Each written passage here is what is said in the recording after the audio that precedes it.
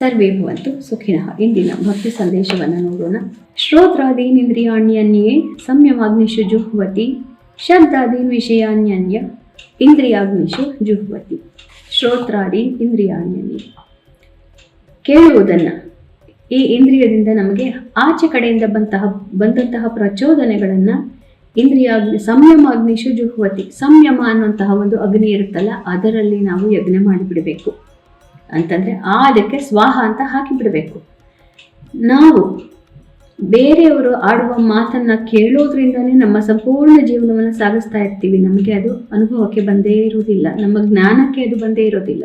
ಅವ್ರು ಅವತ್ತು ಹಿಂಗೆ ಅಂದ್ಬಿಟ್ರು, ನಾನು ಹಂಗಲ್ಲ ಅಂತ ಮಾಡಿ ತೋರಿಸ್ತೀನಿ ಅಂತ ಹೇಳಿ ಮುಂದಿನ 2-3 ತಿಂಗಳು ಪ್ಲಾನ್ ಹಾಕಿ ಏನೋ ದೊಡ್ಡ ಕೆಲಸವನ್ನ ಮಾಡಿ ನಮ್ಮ ಜೀವನದ 1 ವರ್ಷ ನಾವು ಅದರಲ್ಲಿ ಕಳೆದು ಬಿಡ್ತೇವೆ. ಹೀಗಾಗಿ ಶ್ರೋತ್ರಾದೀನ್ ಇಂದ್ರಿಯಾಣ್ಯನ್ಯೇ ಸಂಯಮಾಗ್ನಿಷು ಜುಹ್ವತಿ, ನಮಗೆ ಏನು ಭಗವಂತನ ಒಂದು ಕೀರ್ತನ, ಭಗವಂತನ ಶ್ಲೋಕಗಳು, ಇವುಗಳು ಕಿವಿಗೆ ಬಿದ್ದಾಗ ಮಾತ್ರ ಅದನ್ನು ನಾವು ಗ್ರಹಿಸಬೇಕು. ಬೇರೆ ಏನೇ ಇದ್ರೂ ಕೂಡ ಅದನ್ನು ಇಂದ್ರಿಯಾಗ್ನಿಯಲ್ಲಿ ಸುಟ್ಟು ಹಾಕಿಬಿಡಬೇಕು. ಅದು ಒಂದು ಯಜ್ಞ, ಸಂಯಮ ಅನ್ನುವಂತಹ ಯಜ್ಞ. ಅದು ಬೇರೆ ಯಾರು ಏನೇ ಹೇಳಿದ್ರು ನಮ್ಮ ಬಗ್ಗೆ ನಾವು ಅದರಿಂದ ವಿಚಲಿತರಾಗಬಾರದು. ಅದೊಂದು ದೊಡ್ಡ ಯಜ್ಞ.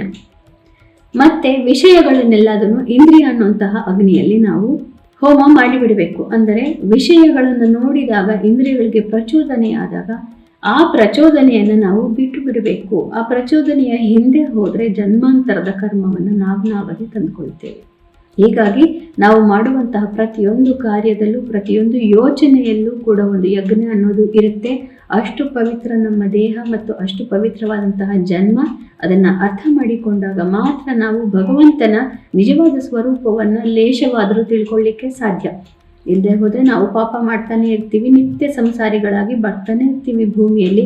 ಕ್ಲೇಶಗಳಿಗೆ ಕೊನೆ ಇರೋದೇ ಇಲ್ಲ. ಇಂದು ಶ್ರೀ ವಿಶ್ವಾವಸು ನಾಮ ಸಂವತ್ಸರೆ ದಕ್ಷಿಣಾಯನೆ ಹೇಮಂತ ಋತವು ಪೌಷಮಾಸಿ ಕೃಷ್ಣ ಪಕ್ಷಿ. ಇಂದು 13ನೇ ತಾರೀಕು ಮಂಗಳವಾರ, ದಶಮಿ ತಿಥಿ ಮತ್ತು ಇಂದು ವಿಶಾಖ ನಕ್ಷತ್ರ. ಇಂದಿನ ಭವಿಷ್ಯವನ್ನು ನೋಡೋಣ. ನಾಳೆ ಮಕರ ಸಂಕ್ರಮಣ ಆಗೋದಿದೆ. ವಿಶಾಖ ನಕ್ಷತ್ರದ ಅಧಿಪತಿ ಗುರು ಮತ್ತೆ ವಕ್ರಿ ಗುರು. ಆದ್ದರಿಂದ ವಿಶಾಖ ನಕ್ಷತ್ರದವರು, ನಾನು ಮುಂಚೆ ಅನೇಕ ಬಾರಿ ಹೇಳಿದ್ದೇನೆ, ಅವರಿಗೆ ಬಹಳ ವಿಶೇಷವಾದಂತಹ ಒಂದು ವಿಚಿತ್ರವಾದಂತಹ ಒಂದು ಬುದ್ಧಿವಂತಿಕೆ ಅಥವಾ ಯೋಚನೆ ಇರುತ್ತೆ. ಮತ್ತು ಈ ನಕ್ಷತ್ರದ ಇದರಲ್ಲಿ ಹುಟ್ಟಿದವರಿಗೆ ಒಂಥರ ವಿಚಿತ್ರವಾದಂತಹ ಬುದ್ಧಿಶಕ್ತಿ ಮತ್ತು ಏನೋ ಒಂದು ಸಾಧಿಸಬೇಕು ಅನ್ನುವಂತಹ ಛಲ ಇರುತ್ತೆ. ಹೀಗಾಗಿ ಅವರ ದಾರಿಗೆ ಅಡ್ಡವಾಗಿ ಹೋಗೋದು ಸ್ವಲ್ಪ ಕಷ್ಟಕರವಾದಂತಹದ್ದು. ಮತ್ತು ಅದರಿಂದ ಅವರಿಗೆ ಸಿಟ್ಟು ಬಂದಾಗ ಅವರು ಏನು ಮಾಡಬಹುದು ಅನ್ನೋದನ್ನು ಬೇರೆ ಯಾರಿಗೂ ಗ್ರಹಿಸಲಿಕ್ಕೆ ಆಗೋದಿಲ್ಲ. ಅದರಿಂದ ಸ್ವಲ್ಪ ಹುಷಾರಾಗಿರಬೇಕು. ಇವತ್ತು ನಮಗೂ ಕೂಡ ಅದೇ ತರಹದ ಒಂದು ಶಕ್ತಿ ನಮ್ಮನ್ನು ಇವತ್ತು ಪ್ರಚೋದನೆ ಮಾಡ್ತಾ ಇರಬಹುದು. ಹುಷಾರಾಗಿರಬೇಕು. ಮೇಷರಾಶಿಯವರಿಗೆ ಅತ್ಯುತ್ತಮವಾದಂತಹ ದಿವಸ. ಎಲ್ಲ ಕಡೆಯಿಂದ ಸಹಕಾರ ಪ್ರಾಪ್ತಿ. ನಿಮ್ಮ ಪ್ರೀತಿ ಪಾತ್ರರು ನಿಮ್ಮನ್ನು ತೃಪ್ತಿಪಡಿಸೋದಕ್ಕೋಸ್ಕರ ಇವತ್ತು ಅನೇಕ ಕೆಲಸಗಳನ್ನು ಮಾಡಿಕೊಡಬಹುದು. ವೃಷಭ ರಾಶಿಯವರಿಗೆ ಅತ್ಯುತ್ತಮವಾದಂತಹ ದಿವಸ. ಸಾಮಾಜಿಕ ಚಟುವಟಿಕೆಗಳಲ್ಲಿ ಯಶಸ್ಸು. ರಿಪುಗಳು ಹಿಮ್ಮೆಟ್ಟುತ್ತಾರೆ. ಶತ್ರುನಾಶ, ಶತ್ರುಧ್ವಂಸ. ಆರೋಗ್ಯದಲ್ಲಿ ಸುಧಾರಣೆ.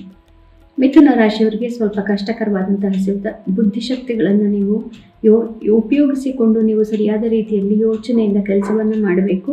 ಇಲ್ಲದೆ ಹೋದರೆ ಮನಸ್ಸಿಗೆ ಕ್ಲೇಶ. ಪೋಷಕರಿಗೆ ಮಕ್ಕಳಿಂದ ಸ್ವಲ್ಪ ಮನಸ್ಸಿಗೆ ಕ್ಲೇಶ.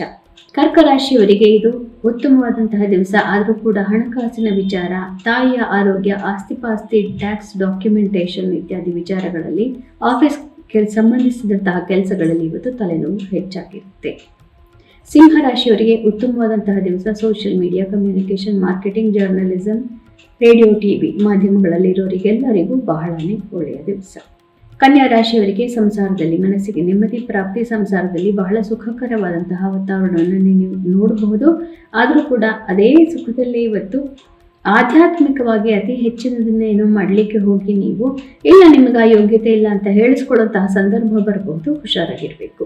ತುಲಾ ರಾಶಿಯವರಿಗೆ ಉತ್ತಮವಾದಂತಹ ದಿವಸ. ಮನಸ್ಸಿಗೆ ನೆಮ್ಮದಿ. ನಿಮ್ಮ ರಾಶಿಯಲ್ಲೇ ಗುರುವಿನ ಅಧಿಪತ್ಯ ಇರುವಂತಹ ನಕ್ಷತ್ರದಲ್ಲಿ ಇವತ್ತು ನಿಮ್ಮ ರಾಶಿಯಲ್ಲಿ ಚಂದ್ರ ಬಂದಿರೋದ್ರಿಂದ ಒಂದು ಗಜಕೇಸರಿ ಯೋಗ ಅನ್ನುವಂತಹ ಯೋಗದ ಥರ ಒಂದು ಪರಿಣಾಮ ನಿಮಗೆ ಆಗುತ್ತೆ. ಆದ್ದರಿಂದ ಇವತ್ತು ಮನಸ್ಸಿಗೆ ನೆಮ್ಮದಿ ಪ್ರಾಪ್ತಿ. ವೃಶ್ಚಿಕ ರಾಶಿಯವರಿಗೆ ಸ್ವಲ್ಪ ಕಷ್ಟಕರವಾದಂತಹ ದಿವಸ. ಮುಖ್ಯವಾದಂತಹ ನಿರ್ಧಾರಗಳು ಇವತ್ತು ಬೇಡ. 2-3 ದಿನಗಳ ತನಕ ಬರೀ ಮೆಡಿಟೇಷನ್ ಇತ್ಯಾದಿಗಳನ್ನು ಮಾಡ್ಕೊಂಡಿದ್ರೆ ಆಧ್ಯಾತ್ಮದಲ್ಲಿ ಅತಿ ಹೆಚ್ಚಿನ ಇಷ್ಟ ಮತ್ತು ಸಾಧನೆ ಪ್ರಾಪ್ತಿ. ಧನುರಾಶಿಯವರಿಗೆ ಉತ್ತಮವಾದಂತಹ ದಿವಸ, ಇಷ್ಟಾರ್ಥ ಸಿದ್ಧಿ, ಮನಸ್ಸಿಗೆ ನೆಮ್ಮದಿ, ಗುಂಪು ಮತ್ತು ಚಟುವಟಿಕೆಗಳಲ್ಲಿ ಗೌರವ, ಯಶಸ್ಸು ಪ್ರಾಪ್ತಿ. ಮಕರ ರಾಶಿಯವರಿಗೆ ಅತ್ಯುತ್ತಮವಾದಂತಹ ದಿವಸ, ಕಾರ್ಯಕ್ಷೇತ್ರದಲ್ಲಿ ಯಶಸ್ಸು, ಕಾರ್ಯಕ್ಷೇತ್ರದಲ್ಲಿ ಬಹಳ ಒಂದು ದೊಡ್ಡ ಬ್ರೇಕ್ ಥ್ರೂ ಅನ್ನುವಂತಹ ಒಂದು ಸಾಧನೆಯನ್ನು ಇವತ್ತು ನೀವು ತೋರಿಸಬಹುದು. ಕುಂಭರಾಶಿಯವರಿಗೆ ಭಾಗ್ಯೋದಯವಾಗುತ್ತೆ, ಮನಸ್ಸಿಗೆ ನೆಮ್ಮದಿ ಪ್ರಾಪ್ತಿಯಾಗುತ್ತೆ. ಹಿಂದಿನ ದಿನ ಇದ್ದಂತಹ 2-3 ದಿನಗಳಲ್ಲಿ ಇದ್ದಂತಹ ಮನಸ್ಸಿನ ಕ್ಲೇಶಗಳೆಲ್ಲ ಇವತ್ತು ಪರಿಹಾರವಾಗುತ್ತೆ. ಮೀನರಾಶಿಯವರಿಗೆ ಸ್ವಲ್ಪ ಕಷ್ಟಕರವಾದಂತಹ ದಿವಸ, ಮುಖ್ಯವಾದಂತಹ ನಿರ್ಧಾರಗಳು ಇವತ್ತು ಬೇಡ, ಮನಸ್ಸಿಗೆ ಕ್ಲೇಶ ಜಾಸ್ತಿ ಇರಬಹುದು ಮತ್ತು ಆಧ್ಯಾತ್ಮದಲ್ಲಿ ಇವತ್ತು ಅತಿ ಹೆಚ್ಚಿನ ಪ್ರಗತಿ ಸಾಧ್ಯ. ಪುನಃ ನಾಳೆ ಭೇಟಿಯಾಗೋಣ. ಅಲ್ಲಿವರೆಗೂ ನಿಮಗೆ ತಿಳಿದೇ ಇದೆ, ಗೀತಾ ಶ್ಲೋಕಗಳ ಶ್ರವಣ, ಪಠಣ, ಮನನ, ಲೇಖನ. ಒಂದು ಶ್ಲೋಕವನ್ನು ಒಂದು ದಿನ ಮಾಡಿದರೂ ಸಾಕು, ಭಗವಂತ ನಮ್ಮ ಜನ್ಮಾಂತರದ ಪಾಪಗಳನ್ನು ಕಳೆದು ಅನುಗ್ರಹವನ್ನು ಮಾಡೋದರಲ್ಲಿ ಸಂದೇಹವಿಲ್ಲ. ಶ್ರೀಕೃಷ್ಣ ಅರ್ಪಣಮಸ್ತು. ಶ್ರೀಕೃಷ್ಣ ವಿಜಯತೆ. ಶುಭಮಸ್ತು.